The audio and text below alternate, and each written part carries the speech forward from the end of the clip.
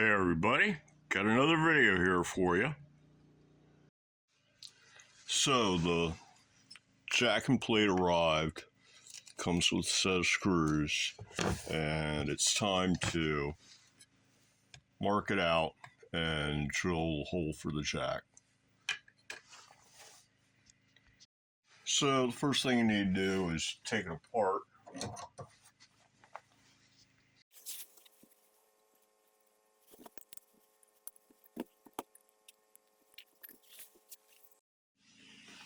And if you look here, one of the contacts is sticking way out.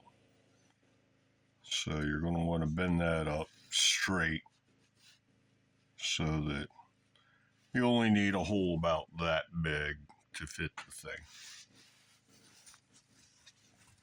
So you just grab your pliers and go like this.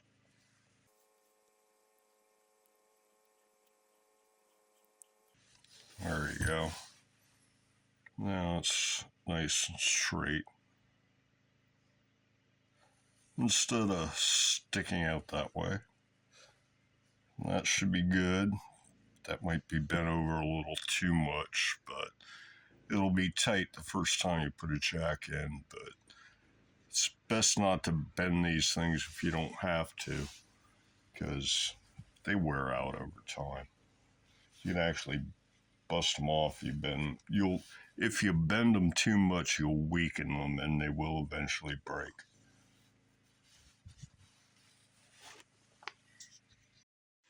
And when you do something like take your jack all apart and have a ton of little parts left over, it's a good idea to put them in a Ziploc so you don't lose anything, especially the screws.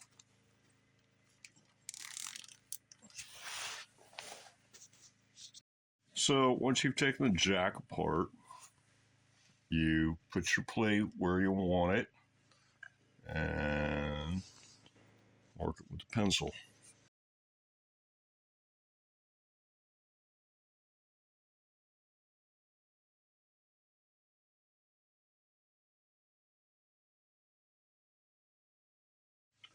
And that's the basic idea there.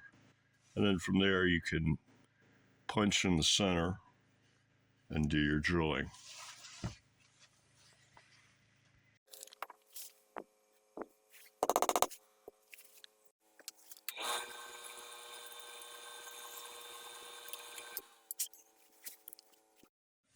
So up to now, all the drilling's been pretty straightforward stuff that you could do with a hand drill and just regular twist drill bits. But now you need to drill a large hole, and this is clocking at about 20 millimeters, and so I'm going to use a 22 millimeter Forstner bit.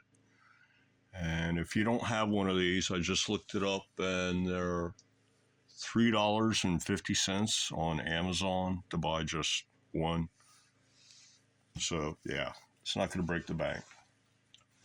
And that's like the closest thing you need to a special tool for this build is a 22 millimeter Forstner.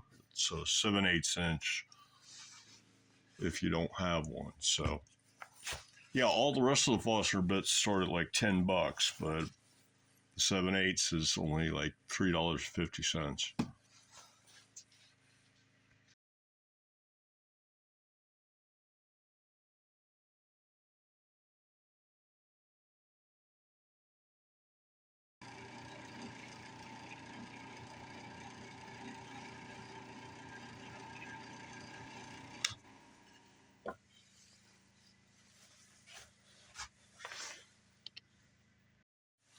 So the next step is to go ahead and drill the holes for the screws for the neck plate.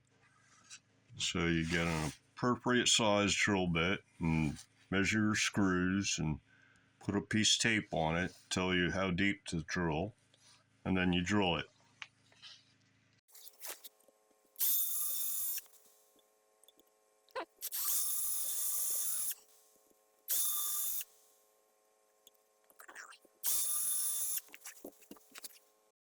and you should end up with something that looks like that.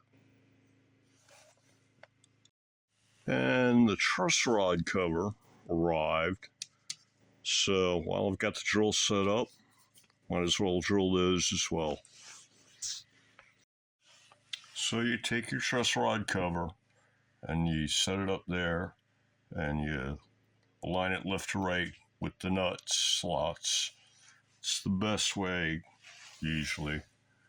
It's not necessarily going to line up with the truss rod access slot, but you want it to look good. So you line it up with the nut slots, get all nice and straight, and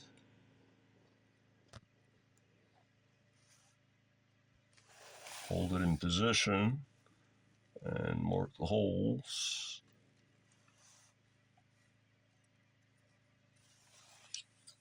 And now I've got 3 holes here.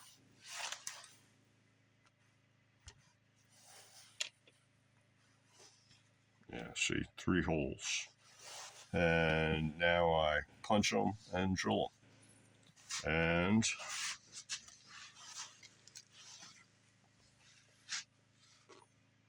as I suspected,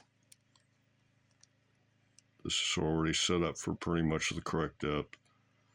So we'll go like maybe a mil or 2 less than where the tape's at.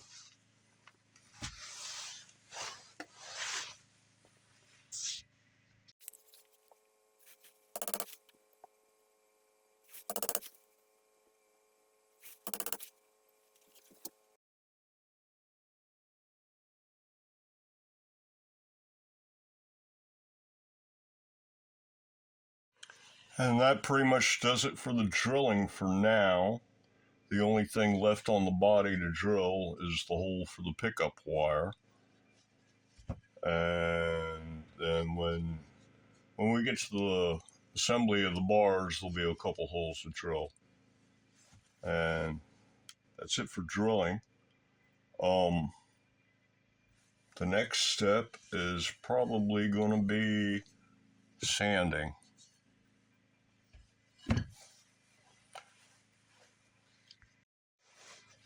So, sanding the body. Let's see here. Okay, very first thing you're going to want to do, so you can keep track of things, is you're going to want to take your punch, and you want to make a punch at the saddle and center line intersection.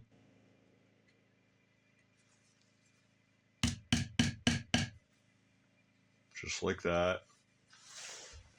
And you also want to make a punch at the intersection of the center line and the heel line.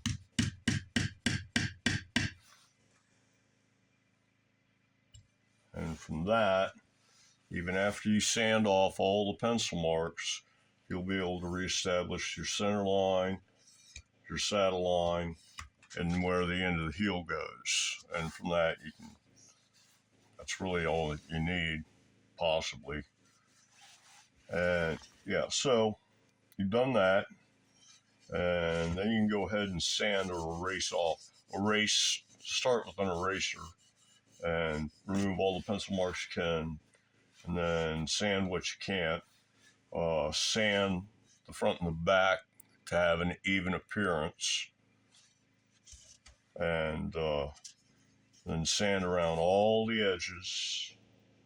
You want the sides of the guitar, all the sides, sand the heel, and then you want to sand around all the edges, front and back. And then at that point, it'll be ready for test assembly. And you can just sand it with 60 grit.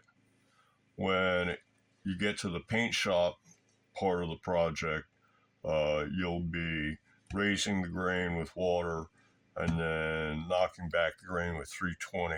So for now, all you need to do is sand it nice and smooth with 60 grit, and that's all that's required. And so now I'm going to go do that. I use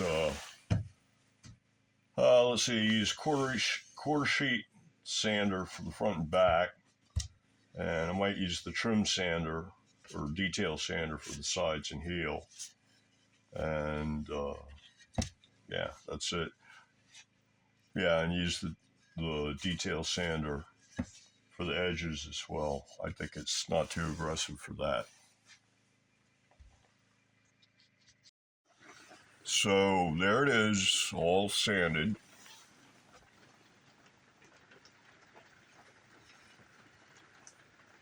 I did the front, the back, and the sides with the quarter sheet sander, and then I did all the edges with the detail sander. And now I think it's time for test assembly. Okay, time to start the test assembly here. First step is you're going to want to bolt the body onto the neck. Got all the holes drilled, and you got your plate and your screws. And very first thing that I did is I checked, and I should have gone one more size up on the drill, on the holes for the body. You want these screws to drop right through. These are actually more of a slightly press fit right now. So, I mean, that one, no, that won't go all the way through. You'd actually have to use a screwdriver to get these. Oh, wait. Yeah, so that one you can push through, but the rest you can't really.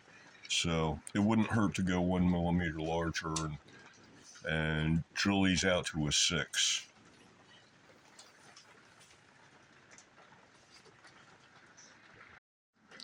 So I'm going to do this from the back side, and I've got a piece of wood underneath it in order to reduce the chance to tear out. And if I do get tear out, it'll be in the neck pocket area where it won't show.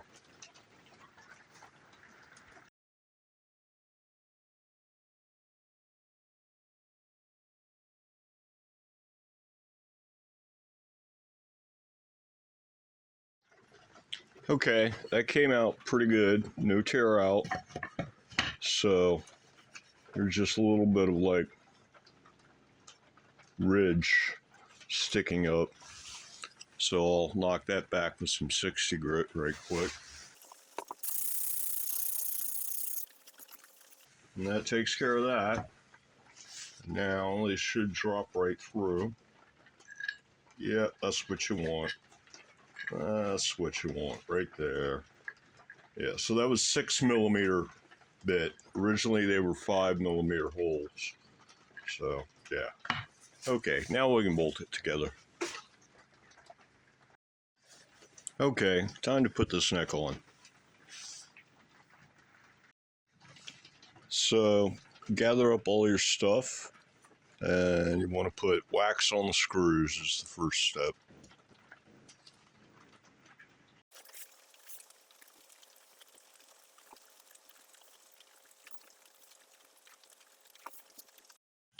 And put your plate in position and drop your screws in.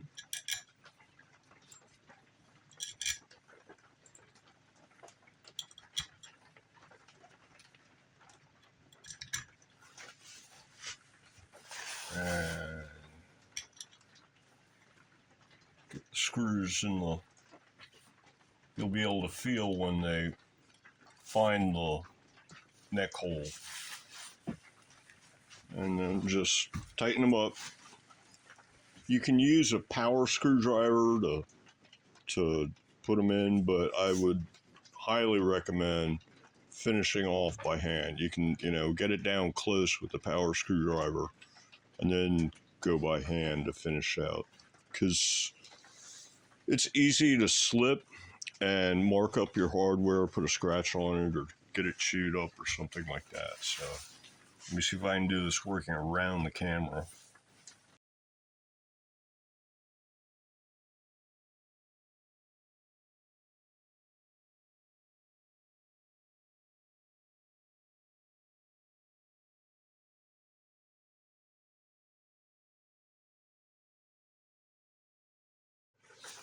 And there it is.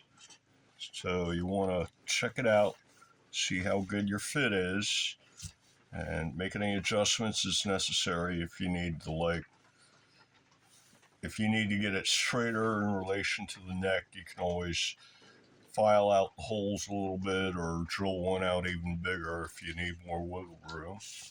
You want to check around the heel area here and see if you've got any parts where the heel's sticking out. Heel on the body is sticking out more than on the neck. This seems to be a pretty good fit here. It's got a little bit more overhang there. I could always take the neck back off and sand that down a bit more. But yeah, overall, not bad. Not bad, I'd say. If this weren't a finished neck and you were going to be squirting the whole thing, while it was bolted together, you could come in and shape these as one piece, and it gets you a cleaner seam, more like that. And it looks a little bit better. But as far as like for playability and such goes, if you've just got like a rounded section of the bottom of the neck and a rounded section of the heel area of the body, that'll be plenty smooth enough for the player. So, yeah, I mean, right now, the frets feel rougher than any of this.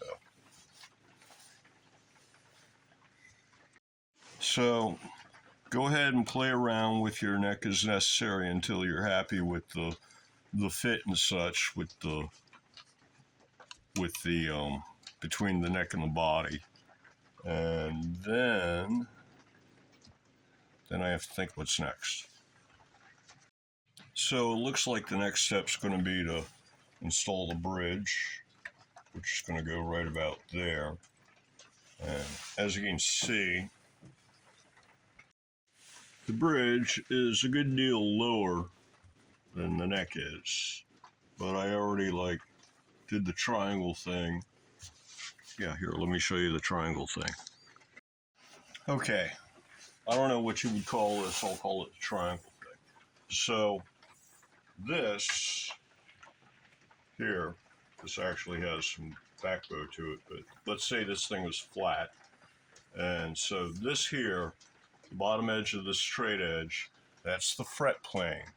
This is what it is that the fret plane, the actual strings and the saddle height above the fret plane forms this triangle. And you can use that in order to figure out, what your action is here, what your action is here, what your pickup clearance are, and you can also figure out how high you need the bridge in order to get action at a particular value at like the 24th or the 12th fret. Pretty neat trick. So I already ran the numbers for this, and I estimated that you're going to need a bridge saddle height of 23 millimeters based on the thickness of the neck. In short, what it is that your saddle height above the fret plane here, your action at the 12th will be half that, and your action at the 24th will be 3/4 of that. And so if I'm going for 1.5 mil action at the 24th, then my action here, or my saddle height here, will be 2 millimeters above the fret plane. Yeah, it works out to, this is 2 above, this is 1 above, this is 1.5 above the fret plane. So all I have to do is take the height of the neck, including the frets, the distance from the fret plane to the body, and get the height of the bridge when the saddle is all the way down. And yeah, this clocks in at 7 millimeters. I don't remember what this was, but overall, the distance from the saddle to the body needs to be 23 millimeters. So what I'm thinking is take this stuff, which is about 20, and make a bridge block, which would go about there. and then you put your saddle on, and then any difference you need to make up between like where this is and where that is, you can do it with neck shim. Put a little bit of shim in here, tilt the neck back, lower your action here, or put a little bit of shim back here, tilt the neck this way to raise the action in order to get it so that it's close to where you want it to be while this thing is close to the lower level of its adjustment. And then you can just fine tune it with the saddles. It might not need any shim at all. I don't know, I haven't really looked at it. We can do that right quick. So this is our fret plane, and yeah, you'd have to, oh wait a second, it's going on the back of the bridge, so that's not going to work. Give me a shorter straight edge and a short saddle here.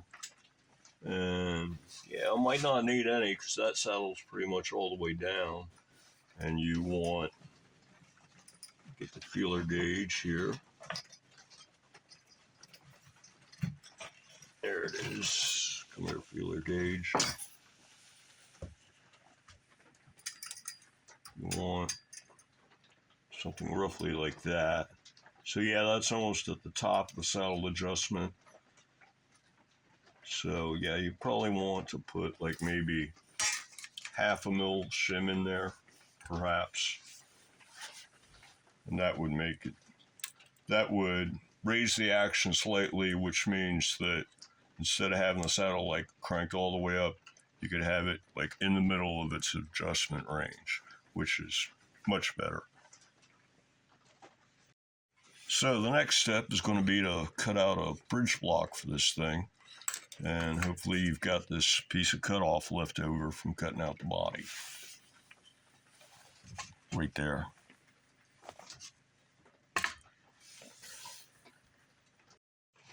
Okay, the bridge is a little under 50 by 70.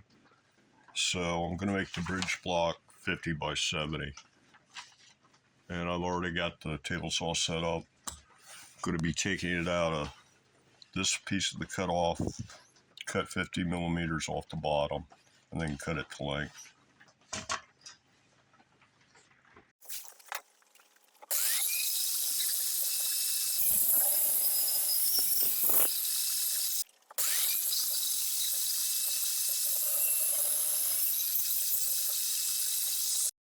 Well, I messed up. On that second cut, I had the saw set at 60 millimeters, not 70. And yeah, so I ended up with two pieces, both of which are a little bit too short. So I'm going to have to try again.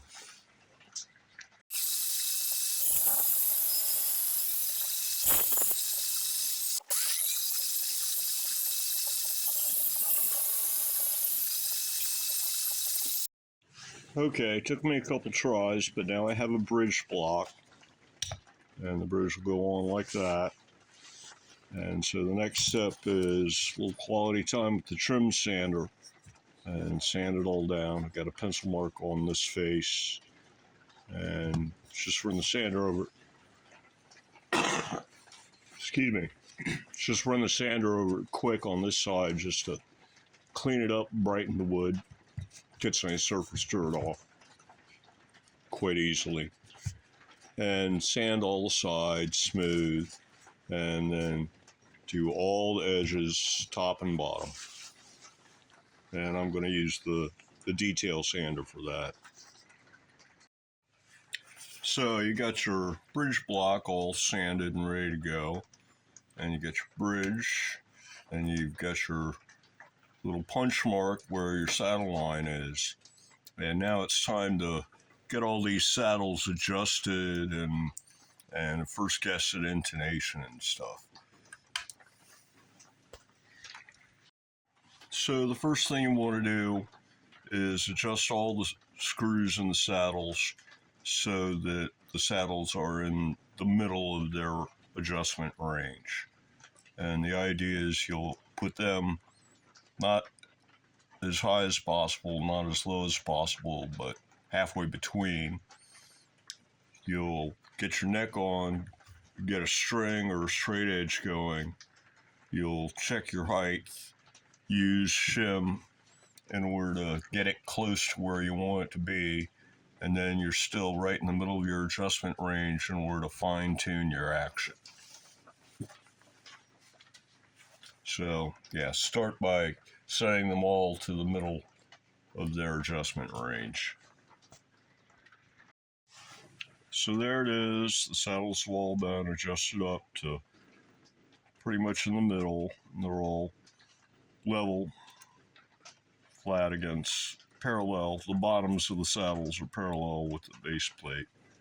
And that's good enough in order to get to the point where you do setup and you can adjust from there. But if you want to get a little fancier, you can get a radius gauge and set it on top here and then continue adjusting so that these already match the radius, and you'll have less cranking to do later.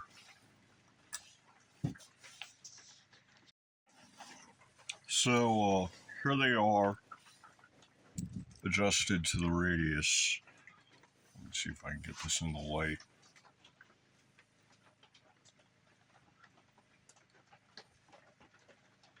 I can't get it in the light. Let me turn it around. There you can kind of see. Yeah, they're adjusted to the radius. So yeah, that'll give me a head start on the setup. And I just lowered the 4 outside saddles. Okay, now it's time to take a first best guess at intonation. And what you want to do is set your number 1 string pretty much all the way out.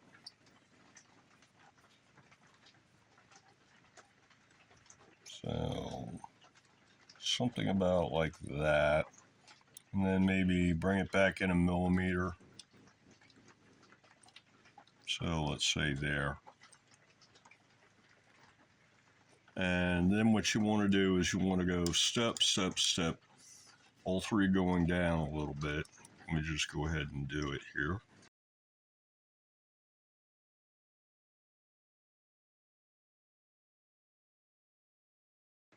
That's the basic idea there. Turn this thing back around. Okay. Yeah, so step, step, step down, then come up a little bit, and then another 3-step staircase down. And that's the general pattern for pretty much all 6 saddle bridges. And the reason why it's not one straight line is because this is wound strings and this is unwound. And on some bridges that are designed for more like acoustic style stuff, you'll see that it's common on like a pre-carved fixed bridge for an acoustic style guitar. You'll see that it's 4 up and then 2 up. So it's a step of 4 and then a step of 2. And that's because they're using a wound number 3 string. So now you've got your saddle set. You want to mark out your bridge on the bridge block, so set it up there nice and straight. That looks good there.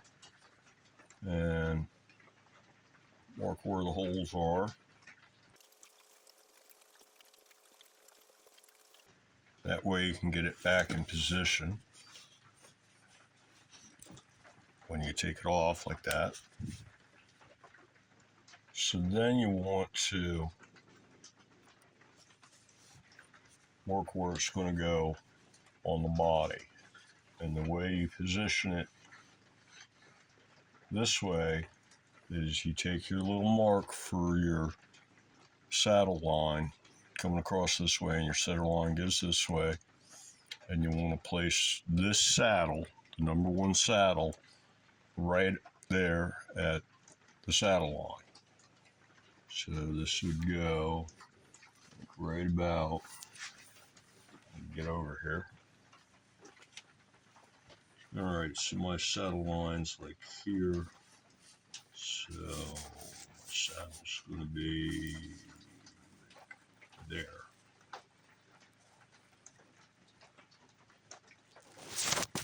Let me make sure I got that right.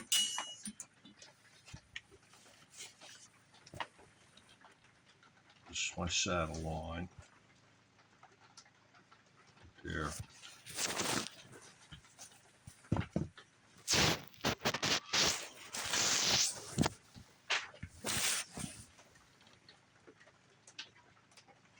So we slide it on down.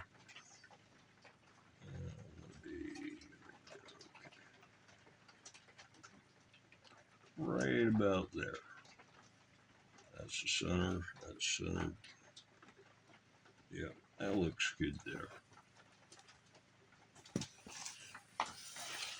So that's where my bridge block's going to go.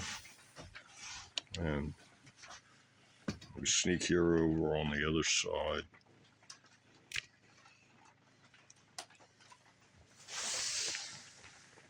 And mark it out.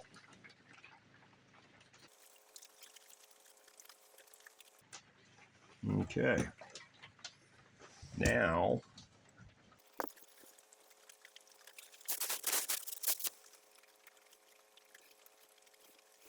okay, bridge block.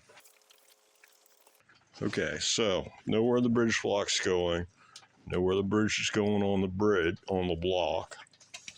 Now, you have to attach the block to the body. And I suppose you could use wood glue, but for me, the preferred solution I've discovered from having done this in the past is 2 drywall screws that hold the block, like that go right in here at the block, and then go down into the body. Not all the way through the body, though. It seems to be the best solution. It's got enough strength that the block doesn't pull away, and it's probably easier than gluing it. I've tested CA glue in the past, but it's not quite strong enough. So yeah, screw and glue is the way I like to do this.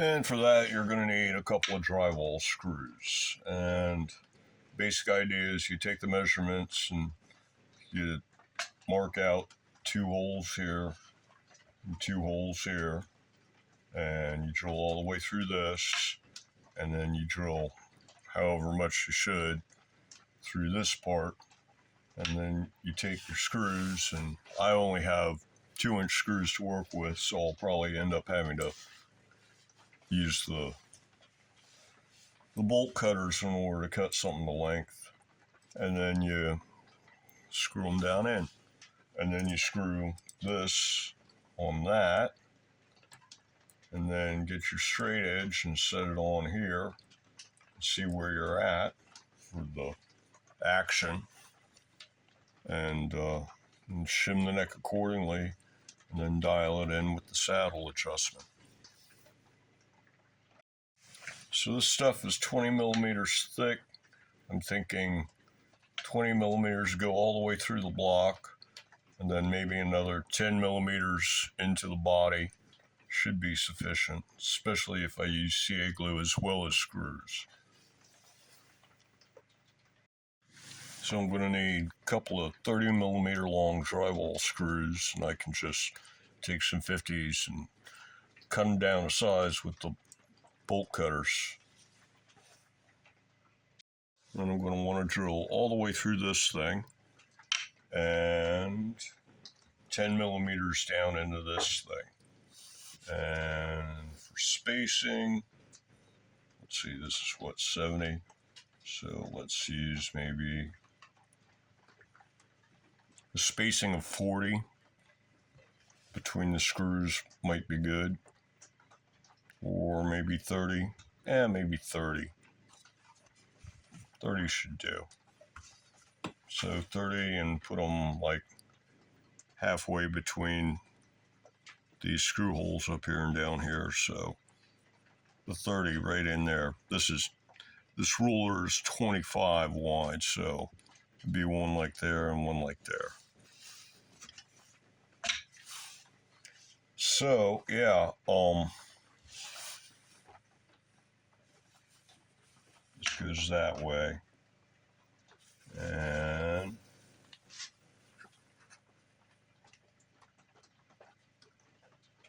it's about 50. Yeah, maybe put them up 20 from this edge. Should work.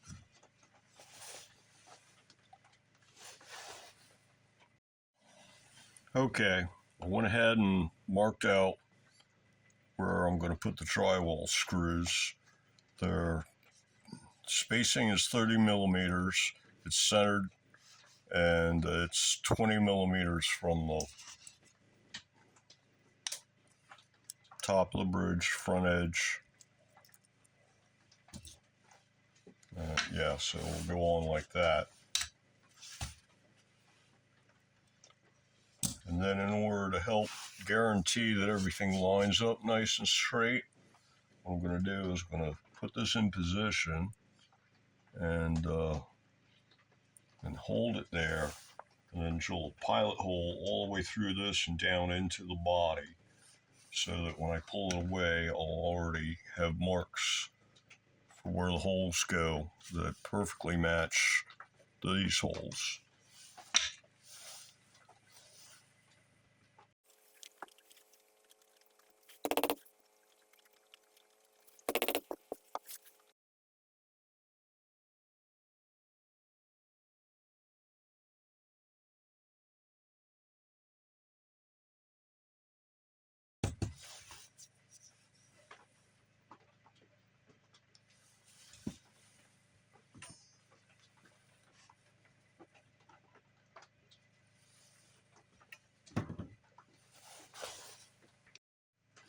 So it looks like you're going to have to add 2 1 1/4 inch drywall screws to the parts list for this build. And like the smallest box of 2-inch drywall screws I could find is already on the parts list. And you can cut like I'm going to do, or grind down, or just get your hands on some 1 1/4s or buy a box. Or this is one of the things, and I feel bad about this, is that for a large number of these little bits and pieces parts, like the drywall screws and the threaded inserts and thumb screws and the strap buttons, and a lot of this, the cheapest way to get it, you end up with a ton of parts left over. And there's really nothing I could do about that. So yeah. And one thing that really sucks is that for all this little stuff, you need, like, a shorter drywall screw, or you're going to need a little bit of 2 millimeter pick guard material to make some shims with, or some 1/2 millimeter thick brass sheet, or a bunch of soda can would work, I suppose. So yeah, maybe I should take that approach or something. Or you might need, a squirt of black paint here or there, kind of thing. And then you end up buying a whole can just to paint like one screw or something. So I'm not really sure what to do about that. When I posted all the original parts and price lists, I assumed you had like absolutely nothing, not even a drywall screw and sitting in a kitchen drawer kind of thing. So I posted where you could find everything, more or less. But yeah, 1 1/4 inches, about 30 millimeters, is going to be the right length for this thing. So It's been punched and it's been pilot drilled. Yeah, time to get to the real drilling. So I step over here to my handy dandy chart that has sizes of the holes for all kinds of, oops, come back here, camera. Yeah, it has the sizes for the holes for all kinds of things: drywall screws, strap locks, thumb screws, collar inserts, neck bolts, kill buttons, non-collared inserts, and on-off switches. And I should add pots on there maybe. But look at the drywall screw. The numbers are 3 and 5. So you want the part that you want the screw to drop through should be a 5mm hole, and the part that it's going to actually screw into should be a 3mm hole.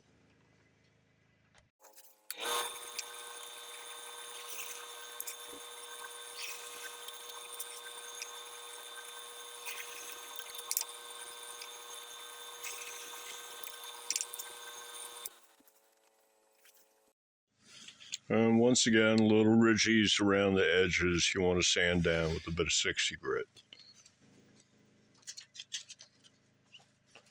Hope this is in frame. Looks like it. Just knock these back down again. Be careful not to erase your marks for your bridge holes, but that should do okay. All this is going to be hidden anyway, so there. Which way does this thing go? This way. So there's the bridge part drilled.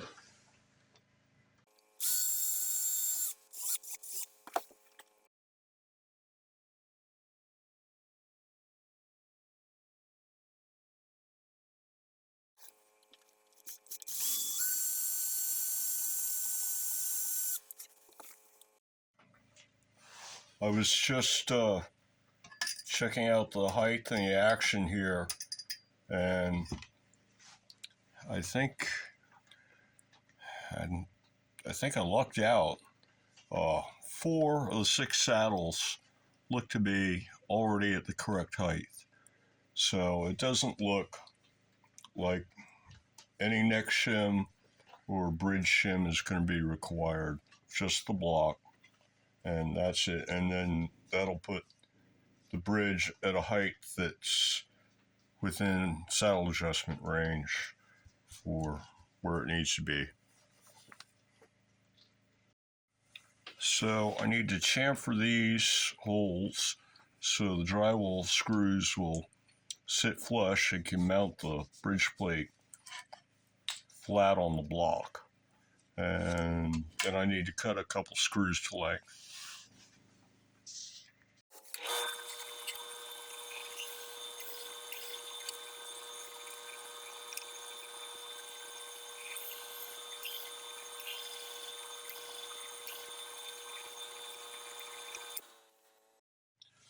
Okay, I fished up a couple drywall screws and measured out 30mm and cut a piece of tape and put it on there so I know how much to cut off. And now it's time to have at it with the bolt cutters. You could also use a hacksaw. These are awfully tough to cut though. Or a grinder, grind it down. So, or you just, get the right size hardware. That's too easy though, right?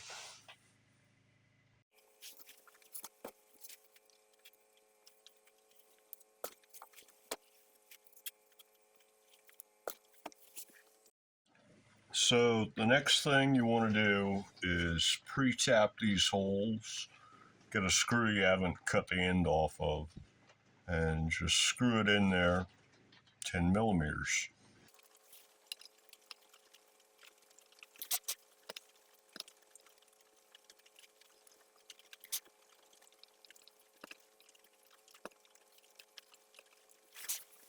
And that'll help get your bridge block screws started and thread it in easier. Okay, time to screw the bridge block onto the body. And as always, you want to put some wax on the screws first. Every screw you install into a guitar pretty much should be lubricated with some wax. You can also use candle wax, but it's more crumbly. Petroleum jelly might work. I wouldn't recommend anything like WD or 40 or anything because the oil can seep into the wood and leave marks that you then have to try to sand out or something, I guess. So, get some wax on these guys.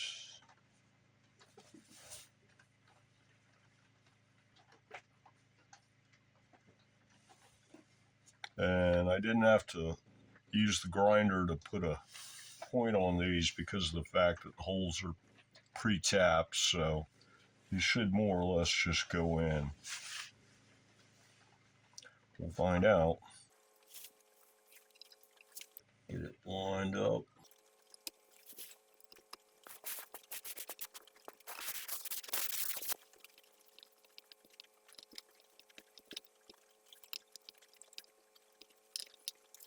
That's it. I just did a quick check and the neck alignment's looking good, but there's wiggle room, so if yours isn't looking good, you can use the wiggle room to fix things. Just loosen up the screws and give it a nudge one way or the other and tighten it up again. If you run out of wiggle room, you can always drill one of the bolt holes a little bit larger. So this is already marked out for the screws for the bridge. The next step's going to be to punch these and drill them.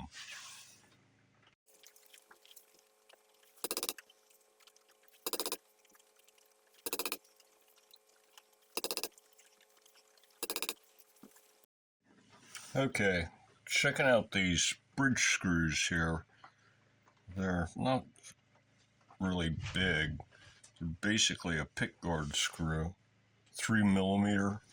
So I'm just gonna use my pilot drill bit, the pilot hole drill bit, which is a 1.5mm, and I'm gonna do them about 10mm deep, and that should take care of it.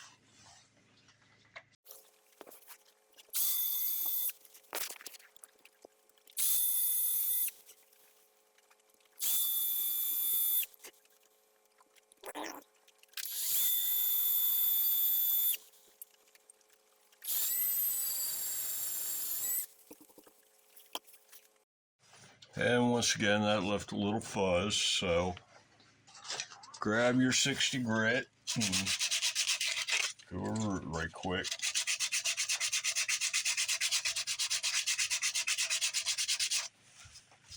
That's better. Get a brush here.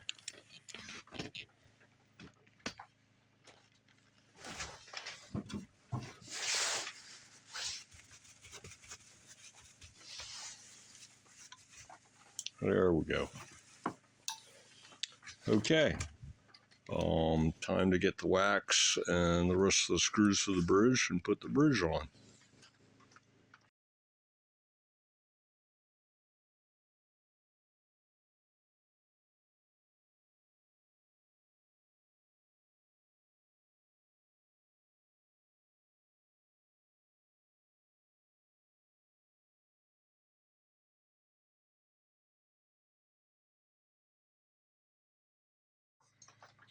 And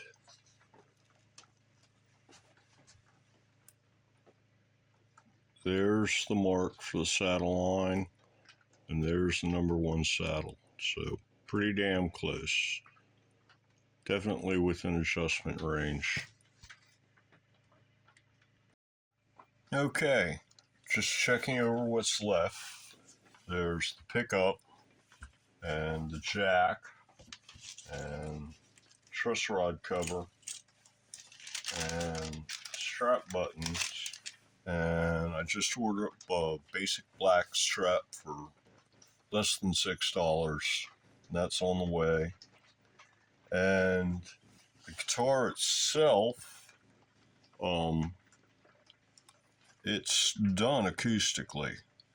So it's time to get a set of strings and check things out in that situation. And it's still going to need fretwork.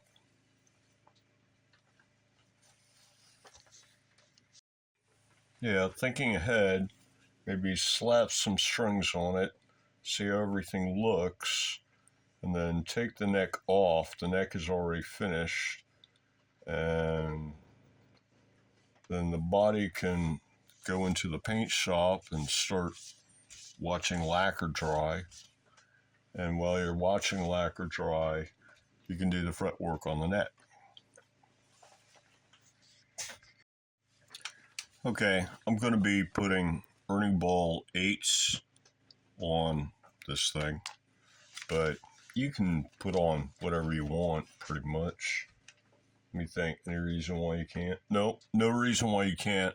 What it will do is if you put on like really heavy strings, it might change the specs that you want to use for action and for relief.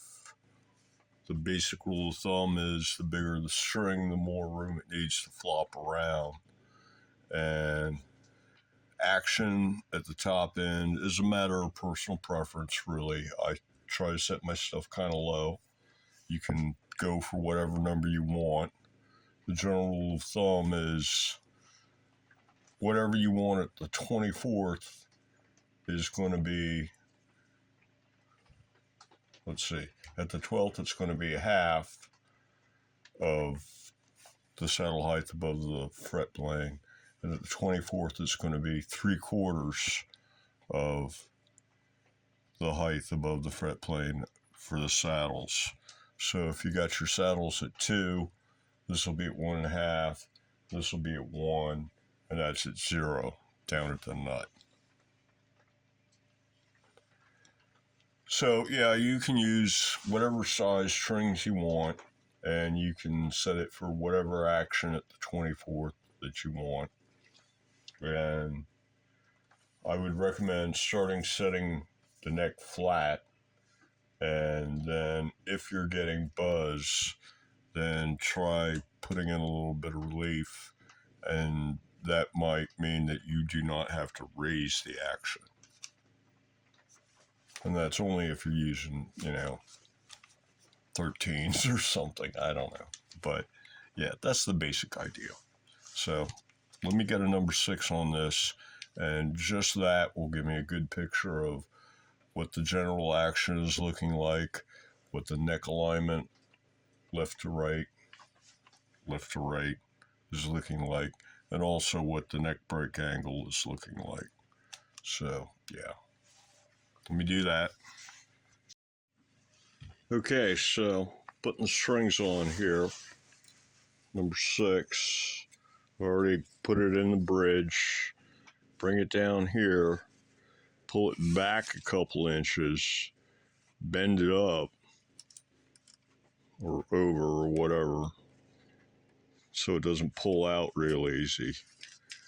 And then hold it down so that when you start winding, it'll wind down the peg. And you want to kind of keep it under tension just a little bit so that it'll wind nice and tight and coil like a spring.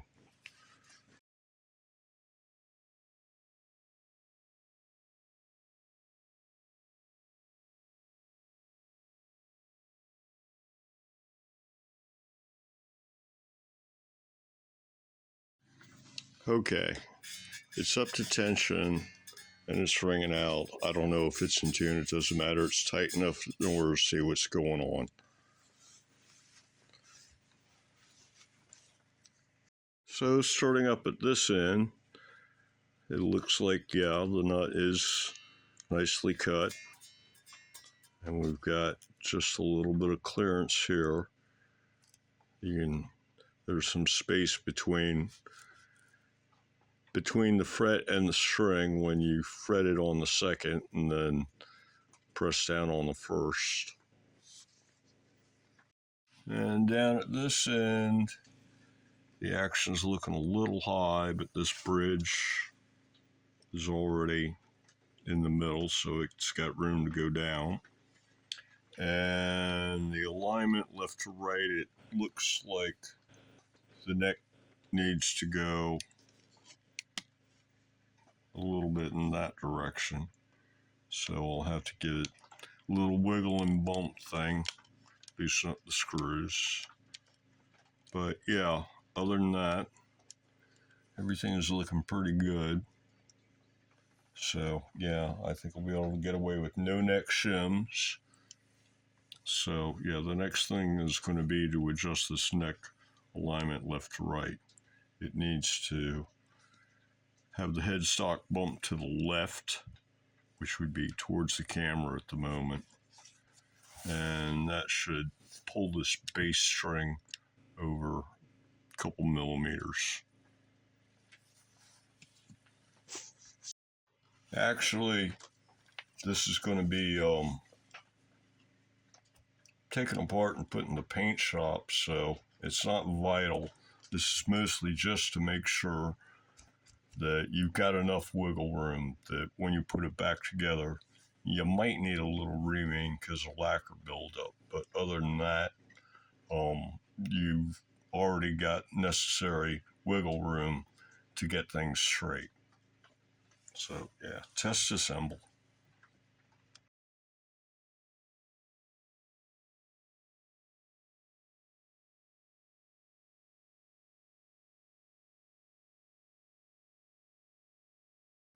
Okay, that's looking good. Later on, I can put a number 1 string on it in order to double check. Now to make sure that this saddle will go down far enough to get the proper action.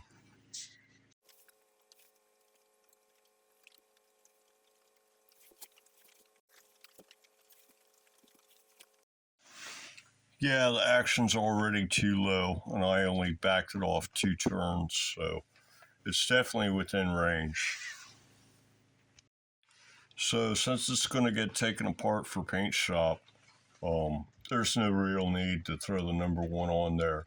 There's enough wiggle room in order to get the number 6 straight, which means that you'll be able to get the number 1 straight. Yeah, so acoustically, everything is checking out okay. And yeah, I guess the next thing is to put it in the paint shop, take it all apart, and the body, I suppose you can leave the bridge block on it when you paint it or lacquer it. And yeah, so I mean, that takes care of the test assembly. You've tested everything that you need to see that you've got enough wiggle room and your bridge height is close enough.